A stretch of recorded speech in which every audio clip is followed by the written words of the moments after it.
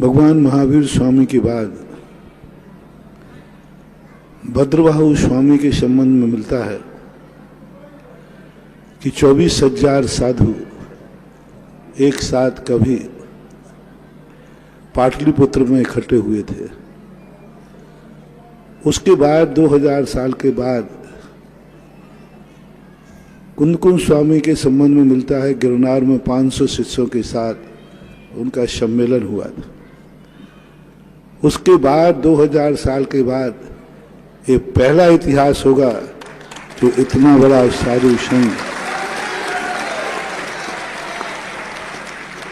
और जो पंचकल्याणक की जो भूमिका बन रही है, सबसे बड़ी भूमिका है पूज्य गुरुदेव आचार्य विद्यासागर महाराज के, जो एक आराध्य हैं।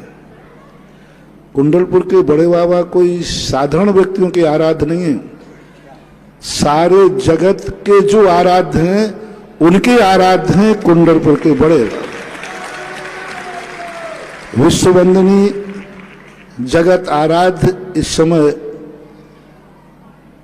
दिगंबर जैन संतों में सारे जगत के आराध्य, सारे जगत गुरु पूज्य गुरुदेव आचार्य विद्यासागर महाराज, और उनके आराध्य कुंडलपुर के बड़े बाबा हैं। बस इसी से अंदाज लगा लो कि कुंडलपुर के बड़े बाबा का दरबार का क्या स्वरूप होगा। विश्व की वो आंखें, विश्व का वो जीवन जो इस कुंडलपुर के बड़े बाबा के महोत्सव को साक्षी न दे पाया तो शायद वो 100 जन्म तक उसे पछताना पड़ेगा। और जो साक्षी दे सकेंगे उनको ये सौभाग्य मानना चाहिए। ना जाने कितने भवों ने किया जो हमारे जीवन काल में ये कार्य हुआ। इस कार्य को साक्षी लेने के समय सबको एक ही बात सोचना है, ना जाने कितने लोग चले गए ऊपर, ना जाने कितने लोगों को कोरोना ने ग्रस लिया, तुम सब जिंदा कैसे बच गए? अपन सब जिंदा कैसे चल गए? बहुत सारे महाराज भी चले गए, बहुत सारे नेता भी चले गए होंगे, बहुत सारे सेठ श्रेष्ठीवर चले गए, सबको मालूम है। अपन लोग क्यों नहीं गए? अपन ने क्या कोरोना को कोई रिश्वत दे दी थी? कोरोना की मेहरबानी थी? नहीं, कुछ नहीं। सबको एक ही बात देना है, हम इसलिए जिंदा हैं क्योंकि हमारे वकील में कुंडलपुर के बड़े बाबा का महोत्सव लिखा हुआ है। और किस्मत कुंडलपुर के बड़े बाबा की वो वकील इस कोरोना जैसे निकृष्ट जीव को मिटाने की औकात नहीं है।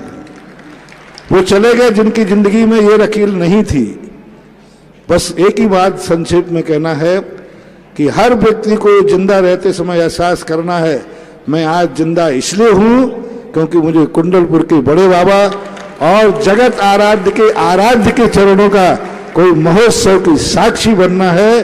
बस यह एहसास यदि व्यक्ति को हो जाए तो सारे विश्व को, सारे विदेशियों को भी जब भी कुंडलपुर की तिथि घोषित हो, वो तिथि अभी से रिजर्व करा लेना चाहिए, वीजा बना लेना चाहिए, क्योंकि 2000 वर्ष के बाद ये महोत्सव है और आगे का कुछ कह नहीं सकते। भविष्य तो भविष्य ही होता है।